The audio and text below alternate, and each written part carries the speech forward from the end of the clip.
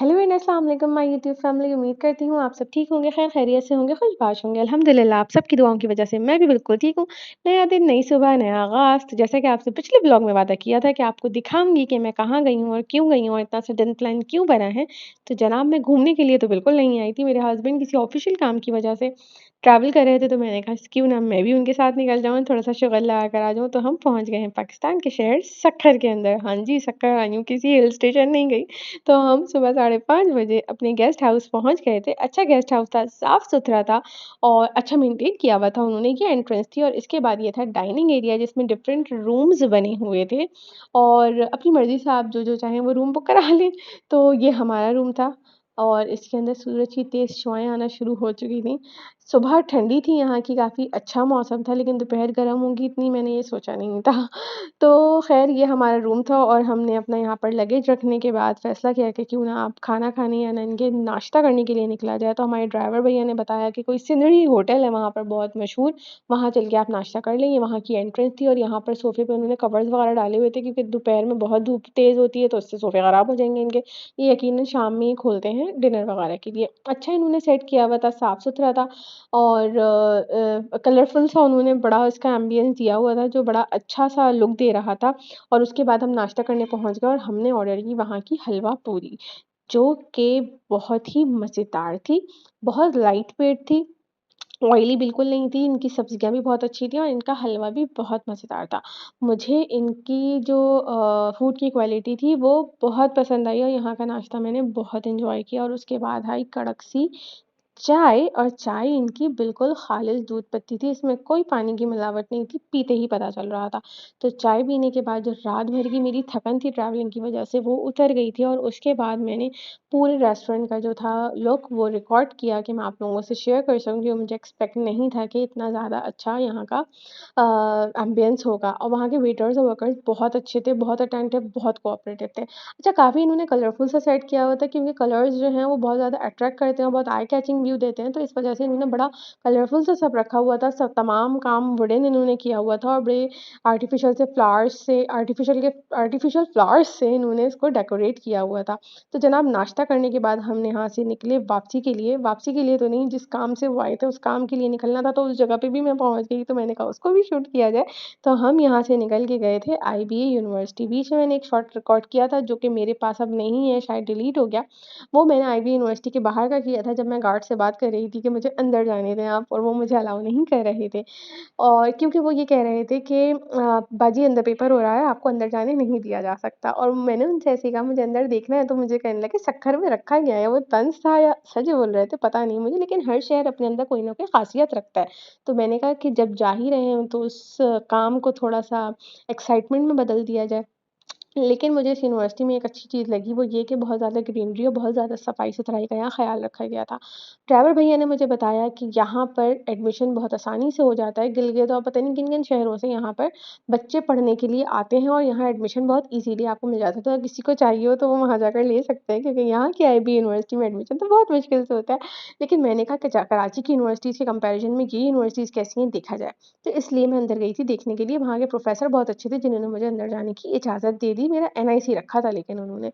तो ये यहाँ पर एक चीज़ बहुत ज़्यादा जो मुझे लगी वो ये कि यहाँ पे डिसिप्लिन बेइंतहा था। इतना ज़्यादा कि कोई बच्चा फ़िज़ूल में बाहर घूम ही नहीं रहा था। हर बच्चा क्लास लेने के लिए जा रहा था। हर चीज़ बहुत मेंटेन थी, साफ़-सुथरा था। ग्रीनरी बहुत ज़्यादा थी, मतलब कोई भी चीज़ बिल्कुल ख़राब नहीं हुई हुई थी। और यहाँ पे अभी भी कंस्ट्रक्शन चल रही है, यहाँ पे कोई कैफ़ेटेरिया बन रहा है मेरे ख़्याल से, तो वो जो है उसके ऊपर भी काम-वाम उनका चल रहा था। तो यूनिवर्सिटी जो थी वो अच्छी थी, लेकिन हमारे यहाँ की यूनिवर्सिटी जैसी बिल्कुल भी नहीं थी। जैसे हम लोगों के यहाँ की यूनिवर्सिटी होती है वो एक बिल्कुल आपको पक्का यूनिवर्सिटी वाला लुक देती है। आप देख सकते हैं इसमें इन्होंने कितना हर चीज़ को ग्रीनरी वाला लुक दिया हुआ है और अच्छा लग रहा था। अंदर घूमकर मुझे मेरा टाइम जो है वो अच्छा गुज़र गया था, वरना तो मैं शायद बहुत ज़्यादा बोर हो जाती। इसके बाद यूनिवर्सिटी को मैं एक्सप्लोर करती रही, तो मैंने कहा जब घूम ही रही हूँ तो सबके शॉट बना लूँ। ये माली भैया यहाँ पर सफाई कर रहे थे, मैंने उनका भी शॉट बना लिया। 1-2 लोगों से मैंने वहाँ कम्युनिकेट भी किया, तो मुझे एक चीज़ ये पता चली कि हमारी एक यूनिवर्सिटी का मुकाबला नहीं हो सकता। फिर उसके बाद हम निकले वहाँ से मज़ीद घूमने के लिए, क्योंकि हमारे पास पूरा दिन था, हम गए 1 ही दिन के लिए था। हमने कहा पूरा एक्सप्लोर किया जाए वहाँ की। अच्छा सफाई-सुथराई वहाँ बहुत ज़्यादा है और ये जो है वहाँ की जो दीवारें थी वो तमाम पेंट हुई हुई थी इस तरीके से काफ़ी सारी मैंने वॉल्स देखी वहाँ पर और सक्खर में बहुत ज़्यादा कुछ घूमने का तो नहीं है, चंद जगहें ही हैं, इसीलिए तो आईबी यूनिवर्सिटी भी विज़िट करने चली गई थी। खाना-पीना वहाँ पे नॉर्मल जैसे हम लोगों के यहाँ होता है लेकिन स्पेशलिटी कोई ऐसी ख़ास नहीं है। या आई लव सक्खर लिखा हुआ था, मैंने इसको भी शूट किया कि पता चले कि मैं सक्खर आई थी, पहली दफ़ा गई थी मैं। तो इसके बाद हम कुछ ब्रिजेज़ और एक अदद कोई मज़ार है 7 सहेलियों का जो बहुत ज़्यादा मशहूर है वहाँ पर, वो हमें ले गए। मैं ऐसी जगहों को विज़िट करती नहीं हूँ, लेकिन उनके कहने के ऊपर मैं वहाँ चली गई, मुझे आइडिया नहीं था वो जगह कैसी होगी, सबके अपने-अपने ओपिनियन होते हैं, मैंने कभी विज़िट किया नहीं है। तो पहली दफ़ा मैं वहाँ विज़िट करने के लिए गई थी और मुझे अंदाज़ा नहीं था कि सक्खर में दोपहर में इतनी कोई शदीद गर्मी होगी कि यहाँ जाने के बाद मेरा दिल चाह रहा था बस अब मैं वापस चली जाऊँ। लेकिन फिर भी मैंने एन्जॉय किया उस चीज़ को। ये कोई आर्मी की उन्होंने जगह बनाई हुई थी और अंदर हम इसके नहीं गए, हम सीधा जो है वो मज़ार की तरफ चले गए थे। मुझे तो इस स्टोरी के अंदर जो 7 सहेलियों की स्टोरी थी कोई सच्चाई नहीं लगी, अब ये तो वहाँ के रहने वाले ही बता सकते हैं, लेकिन जो उन्होंने अंकल ने बताया हमें, मैंने वो स्टोरी सुनी और वो स्टोरी मैं आप लोगों से भी शेयर करूँगी। जो सामने आपको नज़र आ रही है, जिसकी तरफ मैं बढ़ रही हूँ, जहाँ जाने के बाद मैं बहुत ज़्यादा पछताई थी क्योंकि बहुत एक तो गर्मी थी और बहुत ऊपर चढ़ के जाना पड़ा था। इसकी स्टोरी कुछ इस तरीके की यहाँ पे 2 तरह के मज़ार बनाए हुए हैं इन्होंने। अच्छा मुझे ये लगा था कि मैं नीचे से देखूँगी और मैं वापस आ जाऊँगी, लेकिन मेरे मियाँ क्योंकि आगे-आगे बढ़ रहे थे, तो मुझे उनके साथ-साथ पीछे-पीछे बढ़ना पड़ा और देख के आना पड़ा। लेकिन मैं बहुत जल्दी नीचे आ गई थी, ज़्यादा देर मैंने वहाँ स्टे नहीं किया। ये स्टेयर्स चढ़ना बहुत मुश्किल है यहाँ की। देखने में तो बहुत ईज़ी लग रहा है, लेकिन इतनी शदीद गर्मी में जब आप इतनी सीढ़ियाँ चढ़ के ऊपर जाते हैं, तो तबीयत तो वैसे ही आपकी बिल्कुल चकाचक सेट हो जाती है। तो जनाब हम ये चढ़ के ऊपर गए, तो यहाँ पे इनके कुछ रखवाले बैठे हुए थे, यानी कि मज़ार के जो देखभाल करने वाले लोग होते हैं। ये यहाँ बैठे हुए थे और ये एंट्री के बाद जब आप वापस आते हैं तो आपसे कुछ पैसे भी ले लेते हैं। तो ये इनका कमाई का ज़रिया ही आप कह लें ऐसा था। अच्छा जी, ये सीढ़ियाँ चढ़ते हुए जो राइट लेफ्ट पे आपको दरवाज़ा नज़र आ रहा है, ये 7 सहेलियों का मज़ार है जिसके अंदर मैं नहीं गई थी।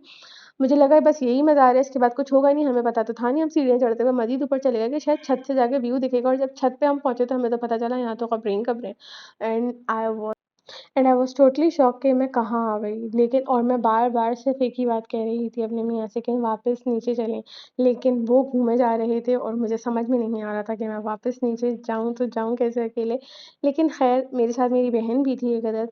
हम दोनों इंतहा के परेशान थे, लेकिन वहाँ वो लोग उधर घूम रहे थे तो मैं एक साइड पे जाके खड़ी हो गई और मैंने वहाँ से ये शूट किया कि मैं आप लोगों से शेयर कर सकूँ। यहाँ की कहानी बेसिकली ये है कि यहाँ पर ये कोई अकबर बादशाह थे आई गेस ऐसे ही कुछ उन्होंने बताया था जिसके गवर्नर जो थे उनका पूरा ख़ानदान यहाँ पर दफ़न है। ये कोई कहानी थी और जो 7 सहेलियों की कहानी सुनाई जिससे मुझे कुछ यकीन तो ख़ैर नहीं आया, लेकिन जो कहानी थी वो ये थी कि ये जो 7 सहेलियाँ थी उस ज़माने का कोई बादशाह था जो बहुत ज़ालिम था और इन 7 से वो औरतों पे बहुत ज़ुल्म करता था, तो इन 7 सहेलियों ने दुआ माँगी कि पहाड़ फटे या ज़मीन फटे और हम इसी में दफ़न हो जाएँ।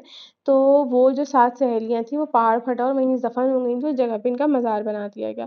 बहरहाल मुझे इन बातों में कोई बहुत ज़्यादा यकीन नहीं आता और मुझे नहीं पता उस वक़्त ऐसा हुआ नहीं हुआ, लेकिन ख़ैर यहाँ से ये व्यू था जो इसको कैंची वाला पुल कहते हैं और यहाँ पर ये जो द नज़र आ रहा है आपको दरिया, ये दरियाए सिंध से मिलता है और यहाँ पर डॉल्फ़िन भी थी, जो मुझे एक भी बार नहीं दिखी। उन अंकल ने जो ड्राइवर भैया थे और मेरी मियाँ ने बहुत ज़्यादा देखी, उनको लग भी रहा था उन्हें दिख रही है, जो कि मुझे तो लगा कि शायद वहम है, लेकिन वो लोग कह रहे थे इसमें है डॉल्फ़िन, अब है या नहीं ये मुझे नहीं पता क्योंकि मैंने ना कैप्चर किया और ना ही मैंने देखा था। तो यहाँ पर जो घूमने फिर हम नीचे आ गए, यहाँ पर ये इस तरह से कश्तियाँ लगी हुई थी और थोड़ा-सा एरिया जो वहाँ पर है वो उन्होंने ग्रीनरी सा बनाया हुआ है, जहाँ पर कोयल थी और स्क्विरल थी।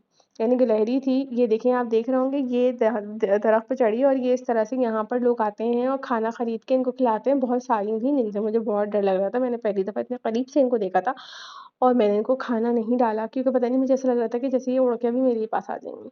तो यहाँ पर वो लोग जो है इनको खाना दे रहे थे तो मैंने थोड़ा-सा शूट किया, मैंने कहा मैं दिखाऊँ ज़रा लेकिन बहुत मुश्किल से अच्छा जब शूट करने के लिए आओ तो ये गायब हो जाती हैं और पूरी तरीके से दरख्त पर नहीं चढ़ रही थीं। और जैसे ही आप कैमरा हटाएँगे तो ये दरख्त पर रेंगना और भागना-दौड़ना शुरू कर देती हैं। वैसे तो ख़ैर मुझे एक आइडिया हुआ हर शहर अपने अंदर कोई ख़ासियत रखता है, लेकिन जिस शहर मतलब जिस शहर में आप जाओ तो आपको लगता है कि जैसे बस आप वापस किसी तरह अपने शहर चले जाओ।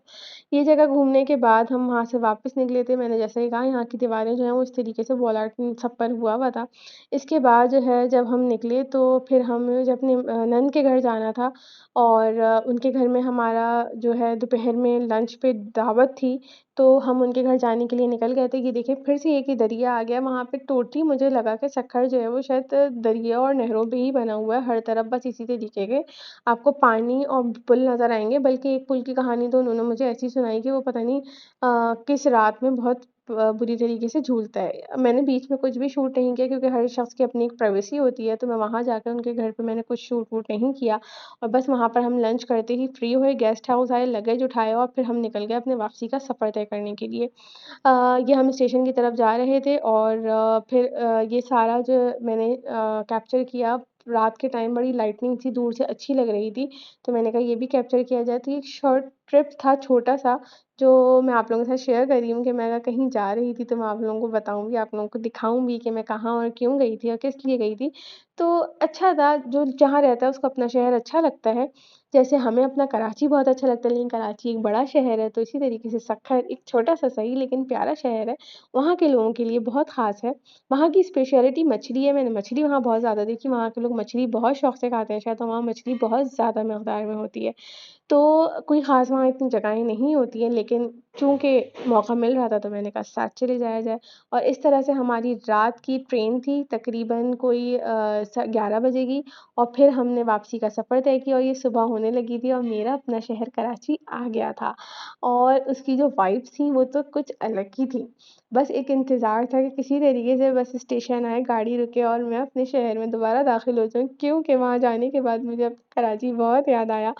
और जैसा भी अपना शहर बहुत अच्छा है और ये तो मुझे बहुत ही अच्छा लगा था कि कराची में भी इस तरीके की कोई जगह ये क्या है, क्यों है, मुझे ये समझ नहीं आया, लेकिन मुझे अच्छा लगा। मुझे लगा जैसे खेत-वेत टाइप है तो मैंने इसको कैप्चर कर लिया।